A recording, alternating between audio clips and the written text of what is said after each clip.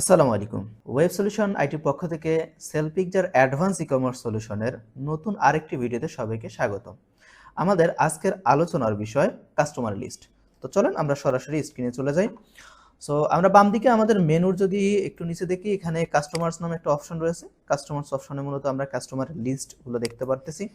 So customer লিস্টগুলা অর্থাৎ আপনার একটা কাস্টমার যখন ফোন নাম্বার ফোন নাম্বার দিয়ে অর্ডার করবে, তখন কিন্তু অটোমেটিক্যালি তাদের ডাটাগুলো কিন্তু আপনার ডাটাবেজে জমা হবে এবং চাইলে আপনি সেই কাস্টমারগুলো কিন্তু দেখতে পারবেন। এখান থেকে পিডিএফ আকারে নিতে পারবেন, কপি করতে পারবেন এবং প্রত্যেকটা কাস্টমারের চাইলে আবার আপনি ডিটেলসও চেক করতে পারবেন। যেরকম আমি যদি এই কাস্টমারটার একটু এইগুলি ক্লিক করি, এই কাস্টমারের নাম, ফোন নাম্বার এবং সে কতগুলো অর্ডার করছে সেই পুরো ডিটেলসগুলো কিন্তু আমি চাইলে এখান থেকে দেখতে পারবো এবং আমি চাইলে আবার এই কাস্টমার লগ ইনও করতে পারবো। যদি আমি দেখি এই কাস্টমারের অ্যাকাউন্টে ঢুকে যদি কাস্টমারের কোনো অ্যাকাউন্টের সমস্যা হয়, কোনো কিছু প্রবলেম হয়, সেটা কিন্তু আমি এখান থেকে ফিক্স করে দিতে পারবো।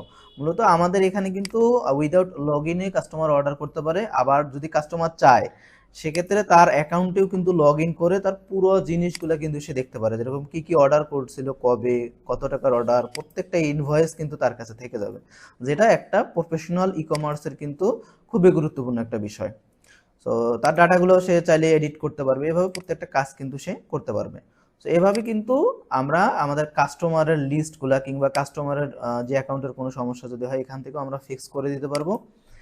এভাবে মূলত আমরা কাস্টমারগুলোকে ম্যানেজ করতে পারবো এবং আমরা যদি চাই কোনো কাস্টমারকে সার্চ করে খুঁজে বের করতে, সেক্ষেত্রে আমরা এখানে নাম কিংবা ফোন নাম্বার দিয়ে যদি সার্চ করি, তাহলে কিন্তু সেই কাস্টমারটা এখানে কিন্তু আমরা পেয়ে যাচ্ছি।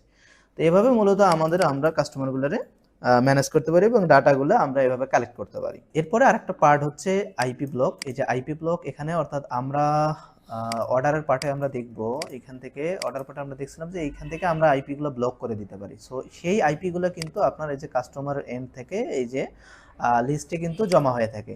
তো এইখান থেকে আপনি যদি চান পরবর্তীতে কোনো আইপিকে রিমুভ করে দিতে, অর্ডারের ওখান থেকেও রিমুভ করে দেওয়া যায়, বাট আপনি চাইলে এখান থেকেও রিমুভ করে দিতে পারেন। অথবা স্পেসিফিক কোনো আইপিকে ধরেও আপনি কিন্তু চাইলে এটাই আইপিটা বলে রিজনটা লিখে সাবমিট করে দিলে সেই আইপিটাও ব্লক হয়ে যাবে। অর্থাৎ আইপিকে ব্লক করলে সেই ব্লক লিস্টগুলো এখানে পাবেন, আবার এখান থেকে আনব্লক করতে পারবেন, আবার চাইলে এখান থেকে নতুন আইপিকে ব্লকও করতে পারবেন। সো এইভাবে মূলত আপনার আইপি ব্লকটা কাজ করে। তো আশা করি বুঝতে পেরেছেন।